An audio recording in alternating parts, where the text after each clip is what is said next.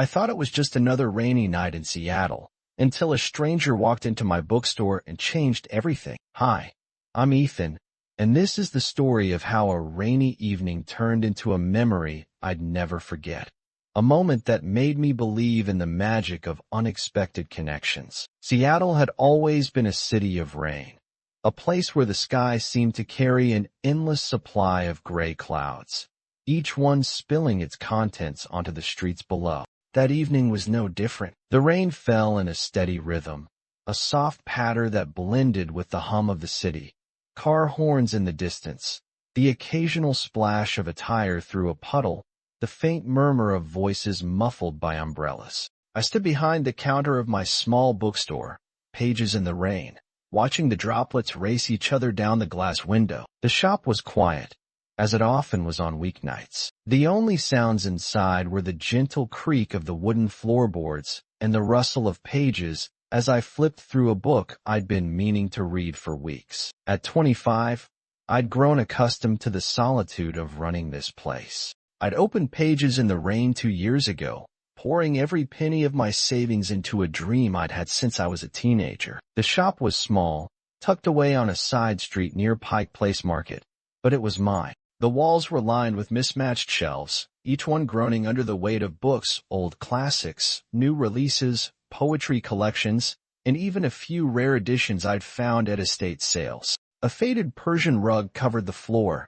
and a single armchair sat in the corner, its cushions worn from years of use. The air smelled of old paper, ink, and the faint hint of coffee from the espresso machine I kept in the back. It was my sanctuary, a place where I could escape the chaos of the world and lose myself in stories. I'd always been a bit of a loner, even as a kid. Growing up in Seattle, I'd spent more time with books than with people. My dad used to tease me about it, saying I'd rather talk to fictional characters than real ones. He'd been my best friend, the one person who truly understood me. But when he passed away when I was 12, a part of me closed off. I didn't know how to let people in anymore. So I built my life around the shop, surrounding myself with the comfort of stories, the safety of solitude. But that night, everything changed. The bell above the door jingled, a sharp sound that cut through the quiet. I looked up, expecting to see one of my regular customers, maybe Mrs. Harper, who always came in on Wednesdays for a new mystery novel, or Jake,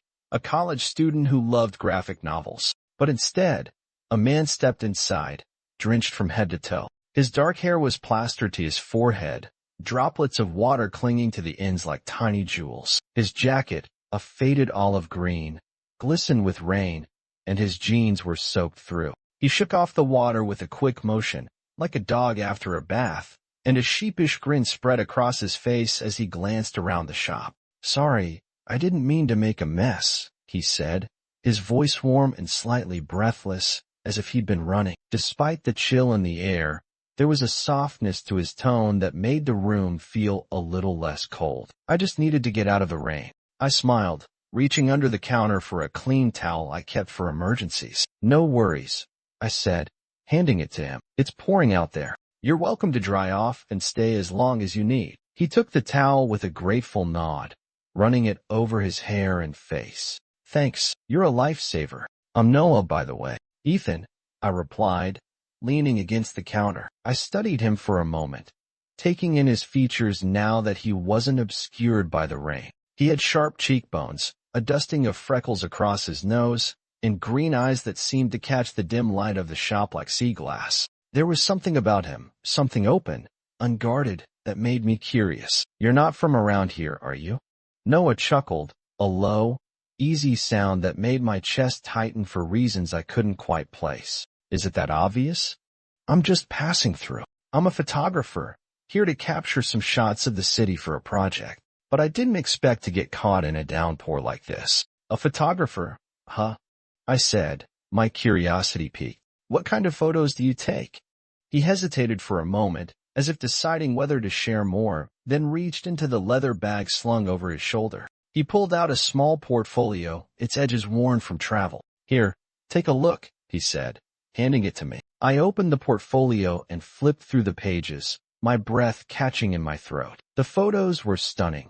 Cityscapes bathed in the golden glow of dusk, children laughing in parks with sunlight filtering through the trees, elderly couples holding hands on park benches, their faces etched with years of shared history. Each image told a story, capturing moments of raw emotion in a way that felt almost tangible. But one photo stopped me cold. It was a black and white image of a boy sitting on a pier, staring out at the water, a fishing rod resting loosely in his hand. The boy's face was blurred, but the scene was so familiar it hit me like a wave. That looks like a place I used to go as a kid, I said softly, my voice barely above a whisper. I traced the edge of the photo with my fingertip, memories flooding back. My dad used to take me fishing at a pier just like this, down in Oregon. We'd sit there for hours, just the two of us, watching the waves. I haven't thought about it in years. Noah's expression softened, his green eyes searching mine with a tenderness that made my heart ache. I took that photo a few years ago,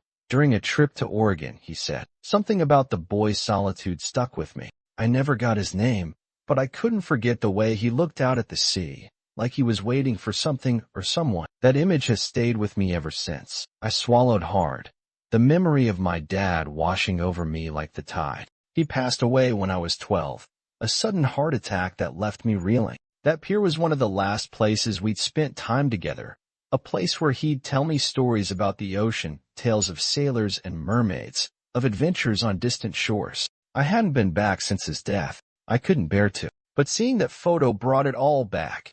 The sound of the waves, the smell of salt in the air, the warmth of my dad's laughter. That was me, I said, my voice trembling with emotion. I mean, it could have been. I used to sit there for hours, waiting for my dad to tell me another story. After he passed, I couldn't go back. It hurt too much. Noah's eyes widened, a mix of surprise and wonder crossing his face. That's incredible, he said, his voice soft. I've carried that photo with me for years, hoping one day I'd find out who that boy was. And now here you are, in a little bookstore in Seattle, on a rainy night. It feels like fate. We both fell silent, the weight of the moment settling between us like a heavy fog. The rain outside seemed to fade into the background, the world narrowing to just the two of us, two strangers connected by a memory neither of us had expected to share. I felt a lump in my throat, a mix of grief and something else, something warmer, softer, that I couldn't quite name. I cleared my throat, trying to shake off the intensity of the moment. So, do you want some tea? I asked, my voice a little shaky. I've got a kettle in the back. It'll help you warm up. Noah smiled, a small, genuine smile that lit up his face and made my chest tighten again. I'd love that, he said. We moved to the cozy back room of the shop, a small space I'd turned into a reading nook for myself. There was a worn leather couch, a small table with a lamp, and a shelf filled with my favorite books. The sound of the rain was a soft rhythm against the roof as I boiled water and prepared 2 cups of chamomile tea. I handed one to Noah, and he wrapped his hands around the mug, the warmth bringing a bit of color back to his cheeks. We sat on the couch, a comfortable silence stretching between us as we sipped our tea. Then, slowly, we began to talk about his travels, my bookstore, the little things that made us who we were. Noah told me about the places he'd been: Paris in the spring, Tokyo in the fall, a tiny village in Iceland where the northern lights danced across the sky. He spoke with a quiet passion, his eyes lighting up as he described the people he'd met, the moments he'd captured through his lens. I told him about growing up in Seattle, about how the bookstore had been my dream since I was a teenager, a way to honor my dad's love of stories. I even told him about the years after my dad's death, how I'd struggled to find my place in the world, how the shop had become my anchor. Hours passed, but it felt like minutes. There was something about Noah, his quiet confidence, the way he listened so intently, the way he seemed to see right through my walls, that made me feel seen in a way I hadn't in years. I'd always been the quiet one, the guy who kept to himself. But with him, I found myself opening up, sharing pieces of myself I'd kept hidden for so long. At one point, he reached for his bag again, pulling out his camera. Mind if I take a picture of the shop? He asked, his voice gentle. It's got such a warm vibe. I'd love to capture it. Go ahead, I said, watching as he moved around the room, snapping photos of the bookshelves, the rain-streaked window, the old armchair in the corner. He moved with a grace I hadn't noticed before, his movements deliberate, almost reverent, as if he were trying to preserve the magic of the moment. He turned the camera toward me, and I laughed, holding up a hand to shield my face. "Oh no, I'm not photogenic," I said, my cheeks flushing. "You're wrong about that," he said softly, lowering the camera but keeping his eyes on me. "You've got this quiet beauty, Ethan. It's hard to miss. The way the light catches your eyes, the way you smile when you talk about books. It's like you're a story waiting to be told." My cheeks burned, and I looked down at my tea, unsure how to respond. No one had ever said anything like that to me before. I'd always thought of myself as ordinary, brown hair, hazel eyes, nothing special. But the way Noah looked at me, the way he spoke, made me feel like maybe I was more than that, like maybe I was someone worth seeing. The rain began to let up, the steady patter slowing to a faint drip. Noah glanced out the window, a hint of regret in his expression. "I should probably get going," he said, his voice tinged with reluctance. "I've got an early train tomorrow morning. I'm heading to Portland for a project. I need to get some rest before I leave." My heart sank, a pang of disappointment I hadn't expected. "Oh," I said, trying to keep my tone light. "Right, that sounds exciting. Portland's a great city for photography." He nodded, but there was a hesitation in his movements as he packed up his things. I walked him to the door, the silence between us heavy with something unspoken. The air felt charged, like the moment before a storm, full of potential and uncertainty. "Thanks for letting me crash here," he said, turning to face me as we reached the door. "And for the tea, and for the story. I don't think I'll ever forget this night." I smiled, though it felt forced, my chest tight with a mix of emotions I couldn't untangle. "Anytime," I said softly. Noah lingered for a moment, his hand on the doorknob, his green eyes searching mine. Then he turned back to me, his expression vulnerable in a way I hadn't seen before. "Ethan, I don't know if this is weird to say, but I feel like I was meant to walk into the shop tonight," he said, his voice barely above a whisper. "Like, I was supposed to meet you. Does that sound crazy?"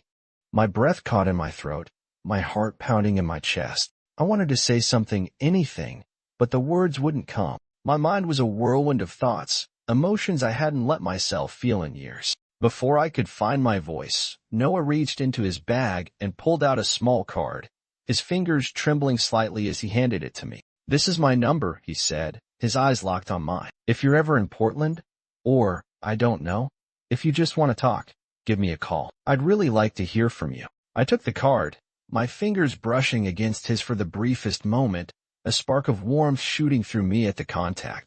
"I will," I said, my voice barely above a whisper, my throat tight with emotion. He smiled, a soft, hopeful smile that made my heart ache. And then he was gone, stepping out into the misty Seattle night. The door closed behind him with a soft thud, and I stood there for a long time, the card still in my hand, the scent of rain and chamomile lingering in the air. That night, as I lay in bed, I couldn't stop thinking about him, about the way he looked at me, the way his photo had brought back a piece of my past I thought I'd lost forever. I thought about my dad, about the pier, about the stories we'd shared, and I thought about Noah, his green eyes, his quiet laughter, the way he'd made me feel seen, truly seen, for the first time in years. I didn't know if I'd ever see him again, but I knew one thing for sure, that rainy night in Seattle had changed me. Maybe it was the start of something new. Maybe it was just a fleeting moment, a single chapter in the story of my life. But as I drifted off to sleep, the sound of rain still echoing in my mind, I couldn't help but hope that our story wasn't over. I clutched the card tightly in my hand, a small piece of him I wasn't ready to let go of, and for the first time in a long time, I felt a flicker of hope, a belief that maybe, just maybe, the universe had more in store for me. And that's the story of how a rainy night in Seattle became a memory I'll carry forever. If you liked Ethan and Noah's story, don't forget to subscribe for more emotional gay stories. And hey, check out my Rainy Days design on Redbubble to celebrate those quiet, magical moments. https://www.redbubble.com/people/design and other/shop. ASC equals you. Thanks for watching. I'll see you in the next story.